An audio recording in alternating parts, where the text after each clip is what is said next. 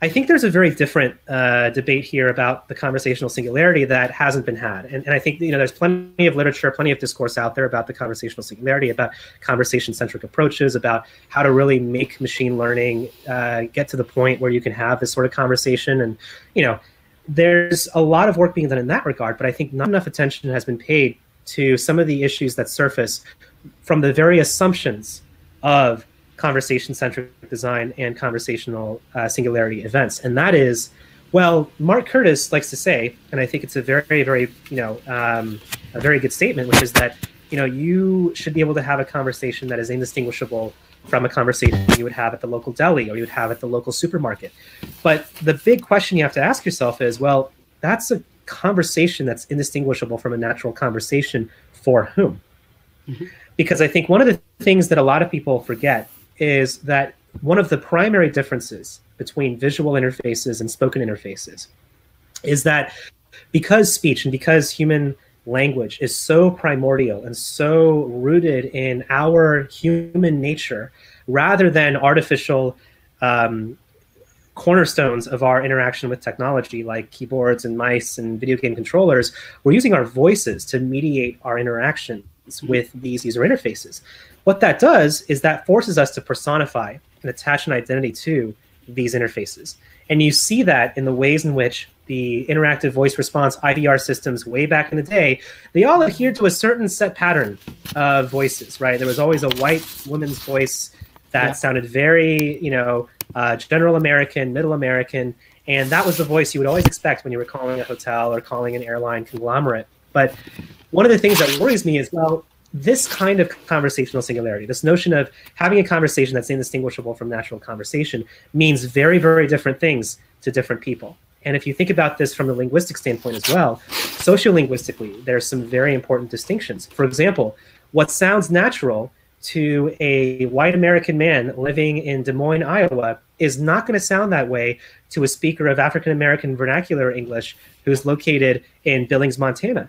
It's a very, very different kind of natural conversation that people are used to having with their own families, with their own communities, with their own sort of demographics. So I think this really introduces two very important questions.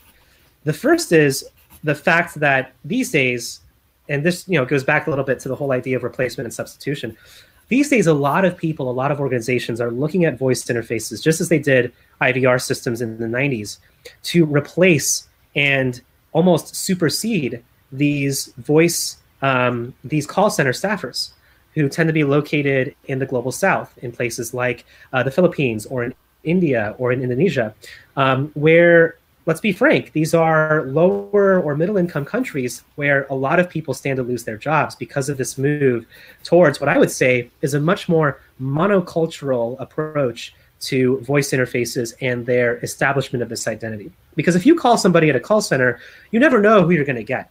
You never know if you're going to get somebody who's a non-native English speaker whose first language, might be Malay, or their first language might be Tagalog, or their first language might be Urdu, right? And you can never be sure of the fact that, well, how can we reflect that richness in the voice interfaces that we produce? There's some promising things happening now that are going in the right direction, but I think that's one end of things. The other side of things, of course, is the fact that there is still this very insidious problem that we have in the technology industry all over the place with regards to algorithmic oppression, automated racism, a lot of these issues that serve to continue and further the oppression of the users that we're supposed to be serving as designers and as interaction designers. And one thing I'm worried about in particular is, how do we establish credibility and trust when we have this monoculture of voices that are not representative of the sorts of interactions and conversations that we have naturally? And I'm not just talking about, let's say, the kind of voices and the kinds of dialects that people use. I'm also talking about the very underpinnings of language use itself. Mm-hmm. When you think about, for example, the fact that, you travel to a place like Mumbai, or you travel to a place like Delhi, everyone there is going to code switch between a language like Hindi and English. If you go to the Rio Grande Valley in South Texas, you'll be encountering a lot of different communities and families that are very experienced in code switching between English and Spanish, oftentimes in the middle of a sentence. But those same sorts of context switches and those same sorts of toggles are not reflected in voice interfaces whatsoever. Not to mention, of course, the fact that there aren't representation of minority languages, indigenous languages, and of course, all of those things that are accelerating the death of so many languages worldwide.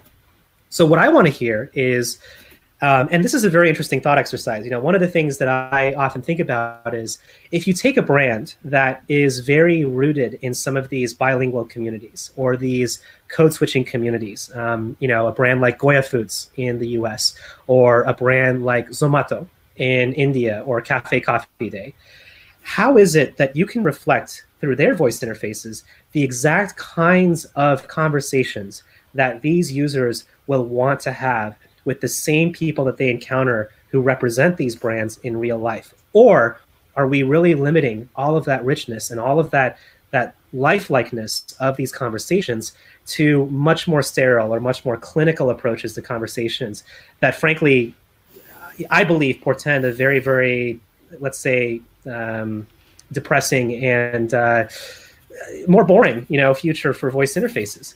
If our voice interfaces don't sound like we do, what's the point of us doing this in the first place, is my question. Yeah, that's a very important question, for sure. There are several folks from the music business, some people who've gotten degrees, bachelor degrees in musicology, who have raised an interesting point, which sort of touches your point, and that is they go for 4 years and they read about and learn about music and so on, and only maybe they get a course about world music, right? The rest of the 4 years is about music written by white men, who are dead, have been dead for a long time, and it's classical music, right? Sort of the archetype, the foundational archetype of what music is, right? And so we see, I think there's a culture-wide manifestation of what you're saying, I'd say, and it's happening also, obviously, in human language technology. But I think what's unique, or what compared to other technologies, language, as you said, is so primordial and so human that these issues come to the surface, right? And which is a good thing. Like human language technology is forcing us to think about, hey, Alexa sounds white. Right, and she doesn't understand other dialects, not only African American dialect, but like try to get Alexa to understand, I don't know, Kentucky dialect, right? There's no way in hell it would understand it. Let alone, like I come from a country, Algeria, where we have Arabic and French and a bit of Italian. So when we talk, our language, not only do you code switch, but it's just embedded. You take, a French word and you Arabicize it, or you take a Spanish word and it's just interesting how language is spoken between human beings when not in a formal setting. There's the classical Arabic and all that, but more than not, it's just so rich with vocabulary, nuances, metaphors, and so on. And that is, I think, that it just doesn't exist today anyway, in any shape or form, really, in these language technologies. A couple of things here that, while I have you, I want to poke at your brain about is, number one is, when we say, what do you think, the notion that it is the desirable thing to get to an interface that is almost indistinguishable from a human being, meaning I'm talking to a robot, and let's say 100 years from now, right? Yeah. That robot has solved the prosody issues, and the natural language is so powerful that, in fact, that it can compose and understand meaning and so forth, that you can have a conversation back and forth. Let's say we got to that point, right? Do you think that point, number one, is desirable? And secondly, does it really make sense for, even if the robot is simulating very, very effectively a conversation with a human being, do I have to, for example, follow rules of politeness? Like, I should be able to interrupt it whenever I want to interrupt it. I should be able to yell at it and say, repeat, no, repeat, which I would never do with a human being. Are there barriers that have nothing to do with technology, what we can do, but have to do with the fact that I'm not dealing with a human being who has emotions, and therefore many of the rules that I'm using when I talk to you, for example, and we are negotiating terms, and I have to be polite, and you have to be polite because we never look at each other as ends, as means. We are ends. It's a human being. You're not a tool, and vice versa. Whereas this very sophisticated AI that can talk like a human being is, after all is said and done, a tool. And therefore, I should not lose sight of the fact that it is a tool, and I should use it as a tool, and should not inconvenience myself with and burden myself with some rules that just make no sense whatsoever to use with it. What are your thoughts about that? Wow, yeah. So you touch on so many of the very interesting, I think, conflicts and frictions. We're touching on things like the conversational maxims and Lakoff's politeness principle. This is a very, very tough and open question for me. I think that. But I need an answer from you. I'll give you an answer. No, I'll definitely give you an answer. Give me your thoughts. That's all I need. I don't know that it's desirable. So here's the thing, right?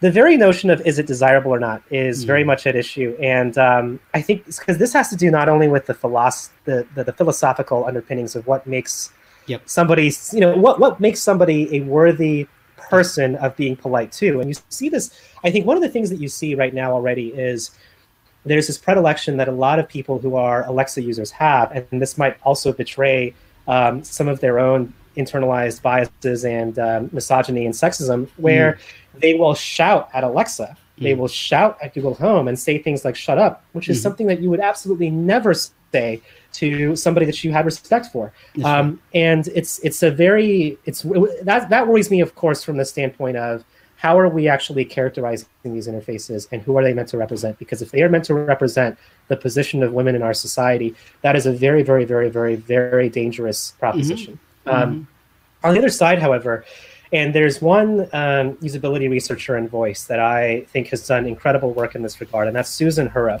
And she's done work in IVR systems. She's done work in more traditional peer voice interfaces.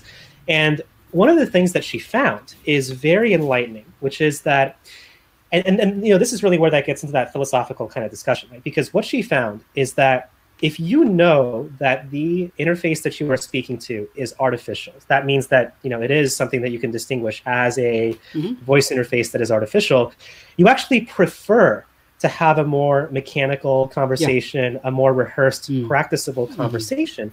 And this is proven through usability research. I mean, this is shown that users actually want to have the kind of stilted, repetitive conversation with an interface because they perceive that voice interface not as a person, even though they might externalize some attributes of it that way, but they don't perceive this interface as anything different from something that's a keyboard or a mouse or a video game controller.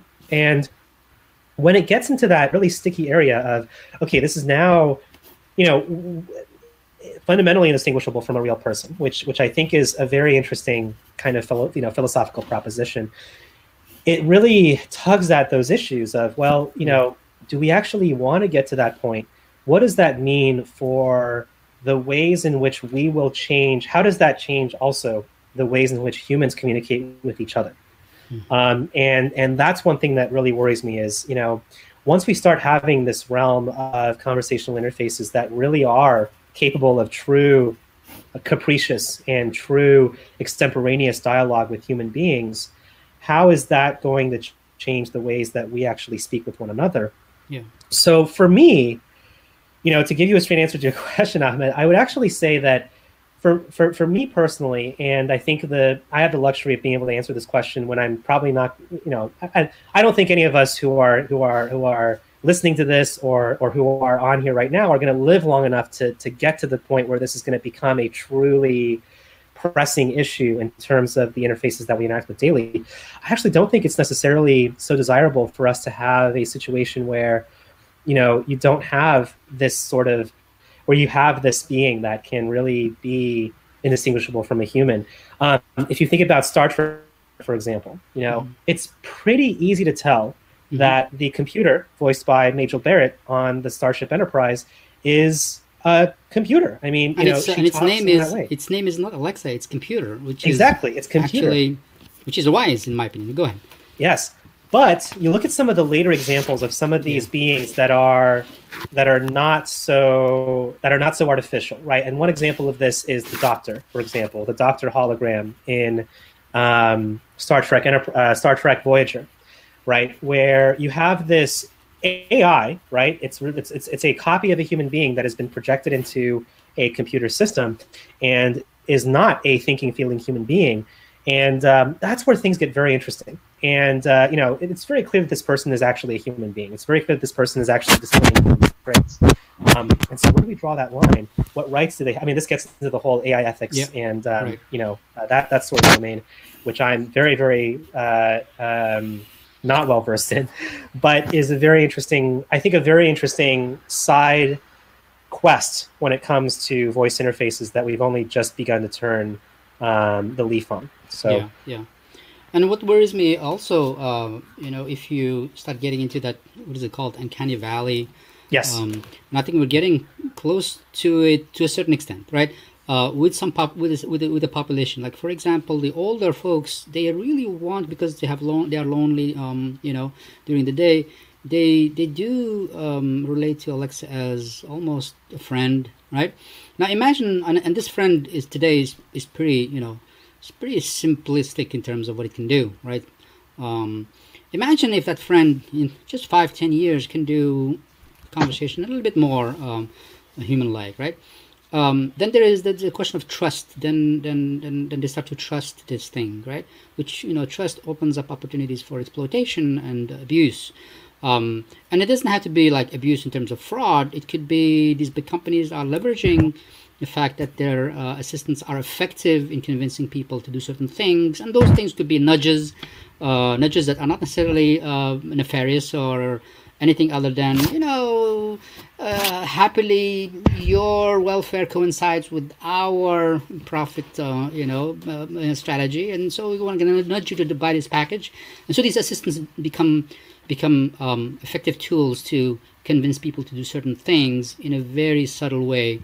And so that worries me quite a bit, that we're getting there. And I see, because of my work with ARP, I see that trust that these older folks have, even with this primitive thing called Alexa. What's going to happen in 10 years is a worry that I have. I think you probably share that worry. No, I certainly do. And, I've certainly read a lot of those usability studies and some of those news items, especially that have come out, where it is proven that a lot of these voice interfaces, especially around elderly folks who are alone, do stave off their loneliness using these devices. But which is not a bad thing, by the way. It's not a bad thing. It's absolutely not a bad thing. But as you say, it's a very thin line, between exploitation and comfort. And I share your worry. I actually don't know that it's far away. I think it's already happening. Yeah. I think that the ways in which we've already been conditioned, the ways in which our children are conditioned to interact with these devices, the ways in which we are already, I think, becoming very much co-evolving with technology is going to have very, very massive ramifications for us in the future. I certainly think that, one of my biggest worries personally is that a lot of the linguistic innovations that are things that make their way into language will begin to atrophy or begin to decelerate because, as we've seen over history, right? And this is something you learn very early on in linguistics is, the advent of writing, the first writing that occurred with cuneiform in Mesopotamia, literacy, and this whole notion of committing human communication to writing actually served to fossilize and slow down language change and slow down language innovation. Mm-hmm. And you can see this all throughout. You can see this in the way that English has become more fossilized over time because it's been written down for so many centuries. Mm-hmm. One thing I'm worried about with that same phenomenon in voice interfaces is, are we going to get to a point where we begin to repeat and parrot the same kinds of interactions that we have with voice interfaces with each other, where the ways in which we say hi or the ways in which we ask how other people are doing become more of this limited subset of options that are interpretable by voice interfaces? Of course, I don't think we're going to get to that point, but it does worry me that, I do see even further, let's say, deceleration or further, further slowdown in language innovation that is only going to lead to, the continued dominance of English across the world, but also the notion that there's a certain right way to speak English and a certain right approach to speaking English that, for all intents and purposes, has already been cemented by the news media and has already been cemented by a lot of the sorts of media that we consume. There's a certain rarefied way you speak English, There's a certain formal way you speak English. There's a certain refined way you speak English. And I guess that's the big question here with voice interfaces is, are we going to enter into a period where our language will become even more inorganic, so to speak, which is very ironic, I think, and true. Interesting given the progression of human history up till now. Yeah, wonderful, wonderful. Okay, we have 3 minutes, and I'm gonna ask you fire questions like, where did you grow up, Preston So? I grew up in Colorado, in the United States. And I spent my formative years there. There's actually a really interesting chapter in my book that discusses my background in Colorado. Still, haven't been living there. I live in New York City now, but always happy to go back to my home state. Wonderful. And where did you go to school? I went to school in Boston. I went to Harvard College for my undergraduate career. It's funny that you actually mentioned musicology. I was a minor in music theory, so I know exactly what you're talking about with regard to musicology. Okay, wonderful. And what is your favorite novel? Do you read fiction? Yeah, if you were to recommend one, what would it be? I think it's so. There's a couple of novels. I mean, there's the first one I would recommend that I really have always found to be instructive for anyone who's doing any sort of work in user experience is Invisible Man by Ralph Ellison. Yep. Because it's a very good illustration of oppression and racism and some of the lived experiences that you really have to think about in a very vivid way. However, I think with some of the interesting philosophical discussions you and I have had today, Ahmed, one of my favorite novels that I've read recently, it's actually the last novel I read in one sitting, is White Noise by Don DeLillo, which really goes into some of these debates around futures of technology, how our quickly advancing lifestyle might be actually really disturbing or disrupting our ability to be human and to be, essentially moral or ethical beings. It's a very interesting novel. It's not for everyone, but it's a very interesting novel, I would say. Wonderful. Okay, last question, and then and I'll let you go. Thank you again for all the time you've given me. If we were to design a bumper sticker that describes Preston So, what would it say? Wow, that's a really good question. I'm not a big fan of bumper stickers, to be honest. That's not an answer. Let's try it. Let's try it. But I'll say, as a bumper sticker, I'd say a bumper sticker about me, huh? I would say, let me help you out. He, and then continue. They're talking about you. He does what? He loves, or he, tell me. He immerses himself in everything he can learn about. Let's say that. Perfect. Well, thank you so much, Preston. So, thank you for being a support there, and for spending your time with me. This has been a very interesting conversation, I must say. Hey, thank you so much. Yeah, I appreciate the time today. And by the way, my book, Voice Content Usability, is available at abookapart.com. Yes. And my website, if you want to learn more about me, is preston.so. Thanks so much for having me today, Ahmed. You bet. Thank you. Take care. Bye-bye.